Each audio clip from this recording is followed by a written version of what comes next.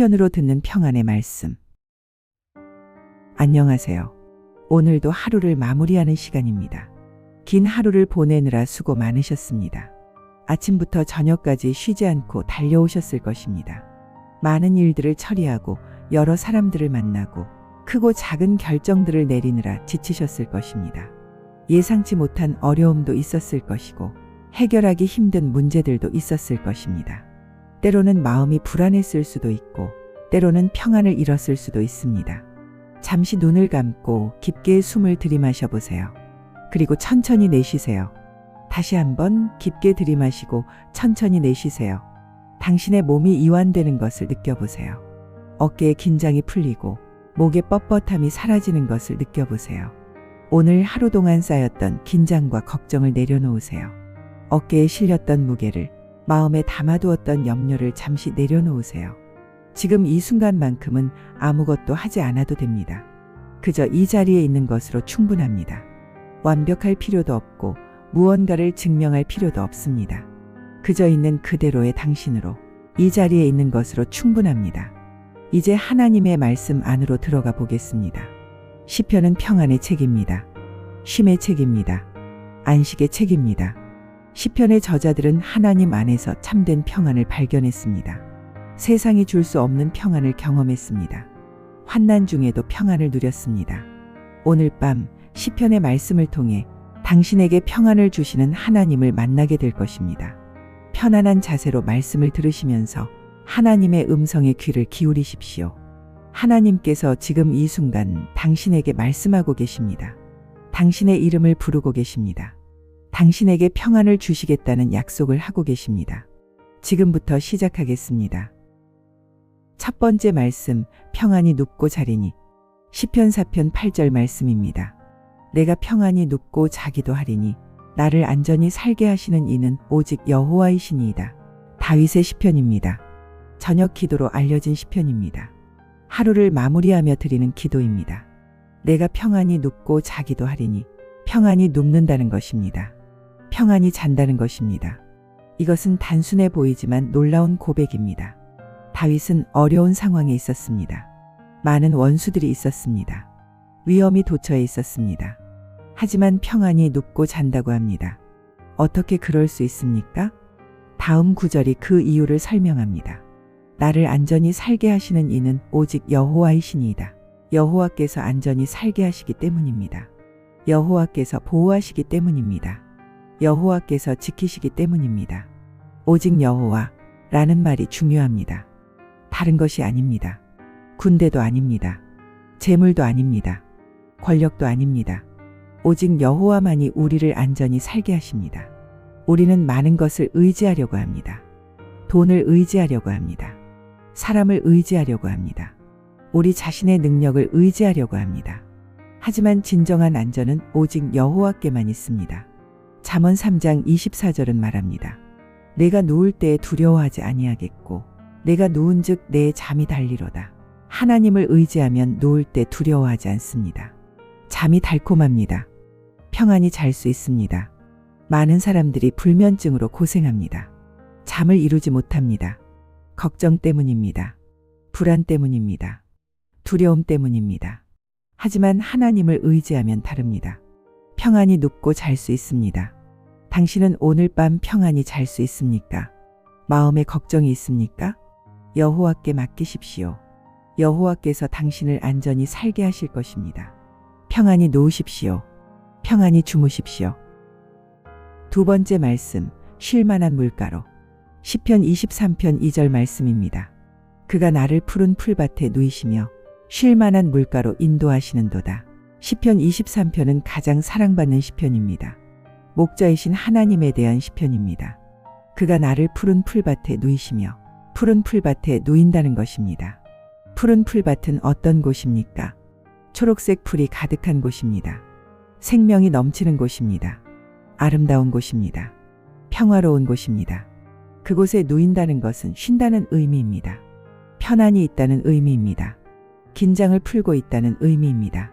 목자가 양을 푸른 풀밭에 누입니다. 양이 먹고 쉴 수 있도록 합니다. 하나님께서 우리를 그렇게 대하신다는 것입니다. 우리를 쉬게 하신다는 것입니다. 쉴 만한 물가로 인도하시는도다. 쉴 만한 물가로 인도하신다는 것입니다. 쉴 만한 물가는 어떤 곳입니까? 고요한 물가입니다. 잔잔한 물가입니다. 위험하지 않은 물가입니다. 양은 급류를 두려워합니다. 빠른 물을 무서워합니다. 그래서 목자는 양을 잔잔한 물가로 인도합니다. 쉴 만한 물가로 인도합니다. 하나님께서 우리를 그렇게 인도하신다는 것입니다. 우리가 마음 놓고 쉴 수 있는 곳으로 인도하신다는 것입니다. 마태복음 11장 28절에서 예수님께서 말씀하셨습니다. 수고하고 무거운 짐 진 자들아 다 내게로 오라. 내가 너희를 쉬게 하리라. 예수님께서 우리를 쉬게 하신다고 약속하셨습니다. 우리가 해야 할 일은 예수님께 나아가는 것입니다. 그리하면 예수님께서 우리를 쉬게 하십니다. 우리는 쉬지 못하고 삽니다. 항상 바쁩니다. 항상 긴장합니다. 쉬는 법을 모릅니다. 하지만 하나님께서는 우리를 쉬게 하기를 원하십니다. 푸른 풀밭에 누이기를 원하십니다. 쉴 만한 물가로 인도하기를 원하십니다. 당신은 언제 마지막으로 쉬었습니까? 진정으로 쉬었습니까? 하나님께 나아가십시오. 하나님께서 당신을 푸른 풀밭에 누이실 것입니다. 쉴 만한 물가로 인도하실 것입니다. 세 번째 말씀, 잠잠히 여호와를 기다리라. 시편 37편 7절 말씀입니다. 여호와 앞에 잠잠하고 참고 기다리라. 자기 길이 형통하며 악한 꾀를 이루는 자 때문에 불평하지 말지어다. 다윗의 시편입니다. 의인과 악인의 결말을 대조하는 시편입니다. 여호와 앞에 잠잠하고 참고 기다리라. 여호와 앞에 잠잠하라는 것입니다. 잠잠하다는 것은 무엇입니까? 조용히 있다는 것입니다. 말을 멈춘다는 것입니다. 불평을 그친다는 것입니다. 원망을 멈춘다는 것입니다. 그리고 참고 기다리라는 것입니다. 기다린다는 것은 쉽지 않습니다. 우리는 급합니다. 빨리 답을 원합니다. 즉시 해결을 원합니다. 하지만 하나님께서는 우리에게 기다리라고 하십니다. 참고 기다리라고 하십니다. 자기 길이 형통하며 악한 꾀를 이루는 자 때문에 불평하지 말지어다. 악인이 형통하는 것을 보고 불평하지 말라는 것입니다. 우리는 때때로 의문을 가집니다. 왜 악인이 잘 되는가? 왜 나쁜 사람이 성공하는가? 왜 정직한 사람이 고생하는가? 이런 의문으로 불평합니다. 하지만 하나님께서는 불평하지 말라고 하십니다. 잠잠하고 기다리라고 하십니다. 왜냐하면 하나님께서 공의롭게 심판하실 것이기 때문입니다. 악인의 형통은 잠깐입니다. 의인의 보상은 영원합니다. 시편 46편 10절은 말합니다. 이르시기를 너희는 가만히 있어 내가 하나님 됨을 알지어다. 가만히 있으라고 하십니다. 하나님께서 하나님 되심을 알라고 하십니다. 하나님께서 모든 것을 다스리신다는 것을 알라고 하십니다. 잠잠함에는 힘이 있습니다. 잠잠함에는 평안이 있습니다. 우리가 조용히 하나님을 기다릴 때 하나님께서 일하십니다. 당신은 지금 불평하고 있습니까? 조급해하고 있습니까? 잠잠하십시오. 여호와 앞에 잠잠하십시오. 참고 기다리십시오. 하나님께서 때가 되면 일하실 것입니다. 네 번째 말씀, 나의 영혼이 잠잠히. 시편 62편 1절 말씀입니다. 나의 영혼이 잠잠히 하나님만 바라며 나의 구원이 그에게서 나오는도다. 다윗의 시편입니다. 하나님만을 의지하는 시편입니다. 나의 영혼이 잠잠히 하나님만 바라며 나의 영혼이 잠잠히 하나님만 바란다는 것입니다. 영혼이 잠잠하다는 것은 내면이 고요하다는 의미입니다. 마음이 평안하다는 의미입니다. 영혼에 평안이 있다는 의미입니다. 하나님만 바란다는 것은 오직 하나님만 의지한다는 의미입니다. 다른 것을 의지하지 않는다는 의미입니다. 우리의 영혼은 쉽게 동요합니다. 염려로 흔들립니다. 두려움으로 불안해집니다. 욕심으로 요동합니다. 하지만 하나님만 바라면 영혼이 잠잠해집니다. 고요해집니다. 평안해집니다. 나의 구원이 그에게서 나오는도다. 나의 구원이 하나님에게서 나온다는 고백입니다. 하나님께서 나를 구원하신다는 고백입니다. 하나님께서 나를 건지신다는 고백입니다. 그래서 하나님만 바란다는 것입니다. 5절도 비슷한 내용입니다. 나의 영혼아 잠잠히 하나님만 바라라. 그로부터 나의 소망이 나오는도다. 자기 영혼에게 명령합니다. 잠잠히 하나님만 바라라고 명령합니다. 때때로 우리는 우리 자신에게 말해야 합니다. 우리 영혼에게 명령해야 합니다. 잠잠하라. 하나님만 바라라. 이사야 30장 15절은 말합니다. 주 여호와 이스라엘의 거룩하신 이가 이같이 말씀하시되 너희가 돌이켜 조용히 있어야 구원을 얻을 것이요 잠잠하고 신뢰하여야 힘을 얻을 것이거늘 조용히 있어야 구원을 얻습니다. 잠잠하고 신뢰해야 힘을 얻습니다. 당신의 영혼은 지금 어떤 상태입니까? 동요하고 있습니까? 불안해하고 있습니까? 당신의 영혼에게 말하십시오. 나의 영혼아 잠잠히 하나님만 바라라. 하나님만 의지하십시오. 그리하면 당신의 영혼이 평안해질 것입니다. 5번째 말씀, 젖된 아이처럼. 시편 131편 2절 말씀입니다. 실로 내가 내 영혼으로 고요하고 평온하게 하기를 젖된 아이가 그의 어머니 품에 있음 같게 하였나니 내 영혼이 젖된 아이와 같도다. 다윗의 시편입니다. 겸손과 만족을 노래하는 짧은 시편입니다. 실로 내가 내 영혼으로 고요하고 평온하게 하기를 내 영혼을 고요하고 평온하게 했다는 것입니다. 고요하다는 것은 조용하다는 의미입니다. 평온하다는 것은 평화롭다는 의미입니다. 다윗이 의도적으로 자기 영혼을 그렇게 만들었다는 것입니다. 노력했다는 것입니다. 젖된 아이가 그의 어머니 품에 있음 같게 하였나니 젖된 아이처럼 만들었다는 것입니다. 이것은 아름다운 비유입니다. 젖 먹는 아이는 어떻습니까? 배가 고프면 옵니다. 젖을 요구합니다. 불안해합니다. 하지만 젖된 아이는 다릅니다. 어머니 품에서 그저 평안이 있습니다. 젖을 요구하지 않습니다. 어머니와 함께 있는 것만으로 만족합니다. 어머니의 사랑을 누립니다. 어머니의 품에서 평안을 느낍니다. 다윗의 영혼이 그와 같다는 것입니다. 하나님께 무엇을 요구하지 않는다는 것입니다. 하나님과 함께 있는 것만으로 만족한다는 것입니다. 하나님의 사랑을 누린다는 것입니다. 하나님의 품에서 평안을 느낀다는 것입니다. 내 영혼이 젖된 아이와 같도다. 다시 한번 강조합니다. 내 영혼이 젖된 아이와 같다고 합니다. 우리는 대부분 젖 먹는 아이와 같습니다. 항상 무엇인가를 요구합니다. 하나님 이것을 주세요. 저것을 주세요. 하나님께서 주시지 않으면 불평합니다. 불안해합니다. 하지만 성숙한 신앙은 젖된 아이와 같습니다. 하나님과 함께 있는 것만으로 만족합니다. 하나님의 임재를 누립니다. 빌립보서 4장 11절에서 12절에서 바울은 말합니다. 내가 궁핍함으로 말하는 것이 아니니라. 어떠한 형편에든지 나는 자족하기를 배웠노니 나는 비천에 처할 줄도 알고 풍부에 처할 줄도 알아. 모든 일 곧 배부름과 배고픔과 풍부와 궁핍에도 처할 줄 아는 일체의 비결을 배웠노라. 어떠한 형편에든지 자족하는 것입니다. 이것이 성숙한 신앙입니다. 당신의 영혼은 어떻습니까? 젖 먹는 아이와 같습니까? 아니면 젖된 아이와 같습니까? 하나님과 함께 있는 것만으로 만족하십시오. 그리하면 당신의 영혼이 고요하고 평온해질 것입니다. 6번째 말씀, 평강으로 복을 주시리로다. 시편 29편 11절 말씀입니다.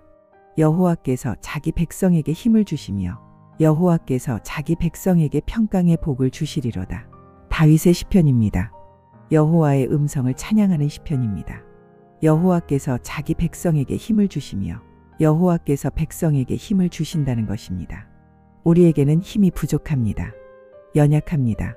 스스로 설 수 없습니다. 하지만 하나님께서 힘을 주십니다. 능력을 주십니다. 우리를 강하게 하십니다. 여호와께서 자기 백성에게 평강의 복을 주시리로다.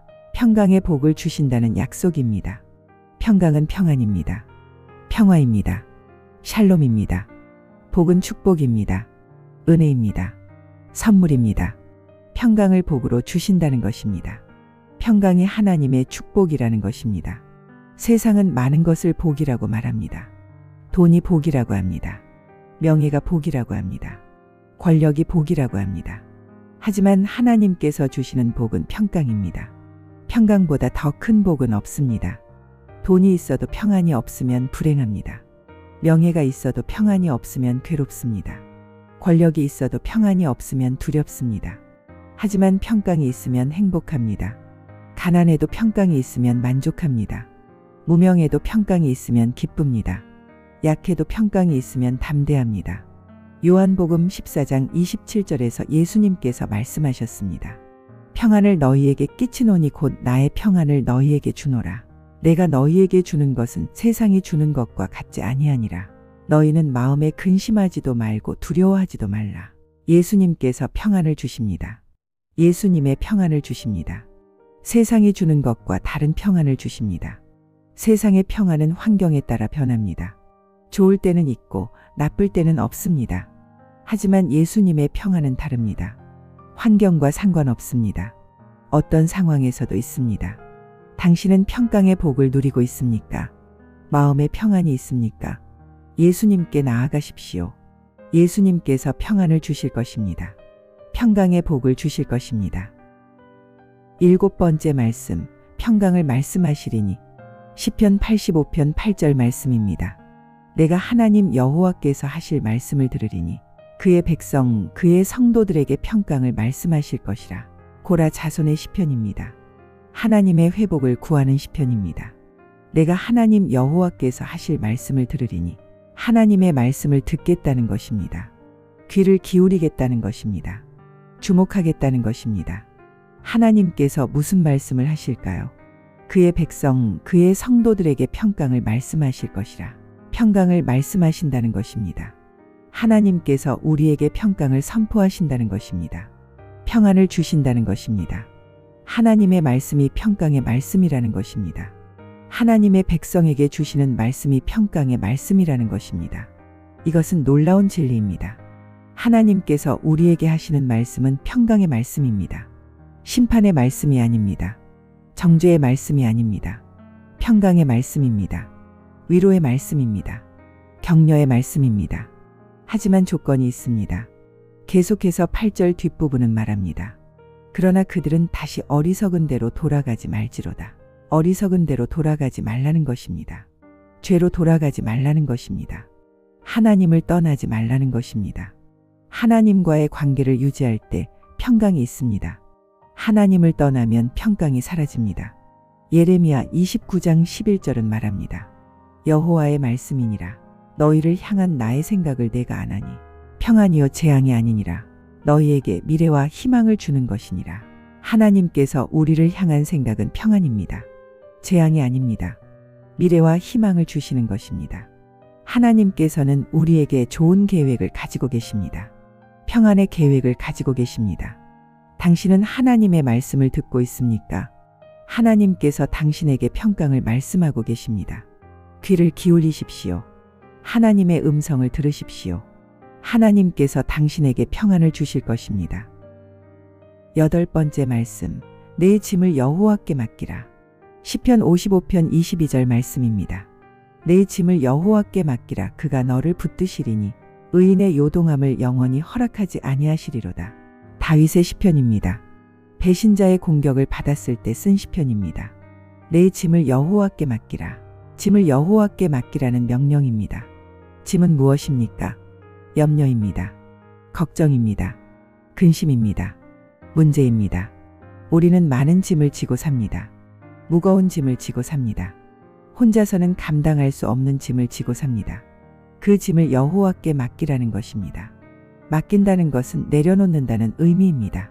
넘긴다는 의미입니다. 우리가 더 이상 지지 않는다는 의미입니다. 그가 너를 붙드시리니 하나님께서 우리를 붙드신다는 약속입니다. 우리가 짐을 맡기면 하나님께서 우리를 붙드십니다. 우리가 넘어지지 않게 하십니다. 우리를 지탱하십니다. 의인의 요동함을 영원히 허락하지 아니하시리로다. 의인이 요동하는 것을 허락하지 않으신다는 약속입니다. 요동한다는 것은 흔들린다는 의미입니다. 넘어진다는 의미입니다. 의인이 흔들리지 않게 하신다는 것입니다. 넘어지지 않게 하신다는 것입니다. 베드로전서 5장 7절은 말합니다. 너희 염려를 다 주께 맡기라. 이는 그가 너희를 돌보심이라. 염려를 다 주께 맡기라고 합니다. 일부가 아니라 다 맡기라고 합니다. 왜냐하면 주께서 우리를 돌보시기 때문입니다. 우리를 사랑하시기 때문입니다. 우리를 책임지시기 때문입니다. 우리는 우리의 짐을 스스로 지려고 합니다. 스스로 해결하려고 합니다. 하지만 그것은 어리석은 것입니다. 하나님께 맡겨야 합니다. 당신은 지금 어떤 짐을 지고 있습니까? 무거운 짐이 있습니까? 여호와께 맡기십시오. 내려놓으십시오. 하나님께서 당신을 붙드실 것입니다. 당신이 요동하지 않게 하실 것입니다. 9번째 말씀, 위로가 내 영혼을 즐겁게. 시편 94편 19절 말씀입니다. 내 속에 근심이 가득할 때에 주의 위안이 내 영혼을 즐겁게 하시나이다. 하나님의 공의를 구하는 시편입니다. 내 속에 근심이 가득할 때에 내 속에 근심이 가득하다는 것입니다. 근심은 걱정입니다. 염려입니다. 슬픔입니다. 그것이 가득하다는 것입니다. 넘친다는 것입니다. 우리는 때때로 근심이 가득할 때가 있습니다. 걱정이 넘칠 때가 있습니다. 감당할 수 없을 정도로 많을 때가 있습니다. 주의 위안이 내 영혼을 즐겁게 하시나이다. 하지만 주의 위안이 영혼을 즐겁게 한다는 것입니다. 위안은 위로입니다. 격려입니다. 평안입니다. 하나님의 위로가 우리의 영혼을 즐겁게 합니다. 근심이 가득해도 하나님의 위로가 있으면 즐거워집니다. 걱정이 많아도 하나님의 위안이 있으면 평안해집니다. 고린도후서 1장 3절에서 4절은 말합니다. 찬송하리로다 그는 우리 주 예수 그리스도의 하나님이시여 자비의 아버지시여 모든 위로의 하나님이시며 우리의 모든 환난 중에서 우리를 위로하사 우리로 하여금 하나님께 받는 위로로서 모든 환난 중에 있는 자들을 능히 위로하게 하시는 이시로다. 하나님께서는 모든 위로의 하나님이십니다. 우리의 모든 환난 중에서 우리를 위로하십니다. 하나님의 위로는 특별합니다. 세상의 위로와 다릅니다. 세상의 위로는 일시적입니다. 잠깐 기분이 좋아지지만 곧 사라집니다. 하지만 하나님의 위로는 영원합니다. 진정한 평안을 줍니다. 영혼을 즐겁게 합니다. 당신은 지금 근심이 가득합니까? 걱정이 많습니까? 하나님께 나아가십시오. 하나님께서 위로하실 것입니다. 하나님의 위안이 당신의 영혼을 즐겁게 할 것입니다. 10번째 말씀, 큰 평안이 있으니. 시편 119편 165절 말씀입니다. 주의 법을 사랑하는 자에게는 큰 평안이 있으니 그들에게 장애물이 없으리이다. 다시 시편 119편의 말씀입니다. 하나님의 말씀에 관한 시편입니다. 주의 법을 사랑하는 자에게는 큰 평안이 있으니 주의 법을 사랑하는 자에게 큰 평안이 있다는 것입니다. 주의 법은 하나님의 말씀입니다. 하나님의 가르침입니다. 하나님의 계명입니다. 그것을 사랑하는 자는 누구입니까? 하나님의 말씀을 사랑하는 자입니다. 하나님의 말씀을 즐거워하는 자입니다. 하나님의 말씀에 순종하는 자입니다. 그런 사람에게 큰 평안이 있다는 것입니다. 작은 평안이 아니라 큰 평안입니다. 풍성한 평안입니다. 넘치는 평안입니다. 그들에게 장애물이 없으리이다. 장애물이 없다는 것입니다. 걸림돌이 없다는 것입니다. 넘어지게 하는 것이 없다는 것입니다. 하나님의 말씀을 사랑하면 평안합니다. 하나님의 말씀이 우리를 인도하기 때문입니다. 하나님의 말씀이 우리를 보호하기 때문입니다. 하나님의 말씀이 우리를 지키기 때문입니다. 잠언 3장 1절에서 2절은 말합니다. 내 아들아 나의 법을 잊어버리지 말고 내 마음으로 나의 명령을 지키라. 그리하면 그것이 내 날을 장구하게 하며 내 생명의 해를 풍성하게 하며 내게 평강을 더하리라.